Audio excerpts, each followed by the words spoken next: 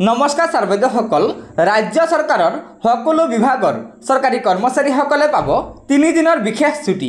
হয় सर्वैदসকল আপোনালোকে নিশ্চয় জানেই যে অহা 19 এপ্ৰিলৰ পৰা অসমত লোকসভা নিৰ্বাচন অনুষ্ঠিত হ'ব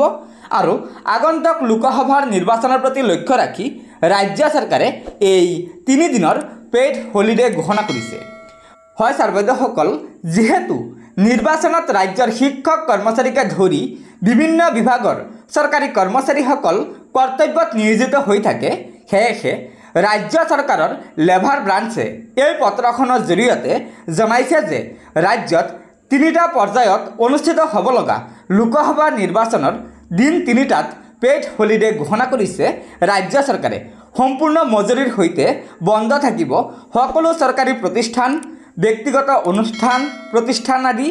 বেংক চাবাগিছা ইত্যাদি सरकारी প্ৰতিষ্ঠানসমূহ গতিকে सर्वैदসকল এয়া নিশ্চয় আমাৰ ৰাজ্যৰ सरकारी কৰ্মচাৰীসকলৰ 3 দিনৰ পেইড হলিডেৰ ওপৰত এটা অত্যন্ত গুৰুত্বপূৰ্ণ খবৰ হেহে লগৰ বন্ধুবৰ্গক এই ভিডিঅটো শেয়াৰ কৰি আজিৰ এই सरकारी বন্ধ সম্বন্ধীয় গুৰুত্বপূৰ্ণ খবৰটো জনাই দিব আৰু নতুনকৈ অহা सर्वैदসকলে পৰৱৰ্তী সময়ত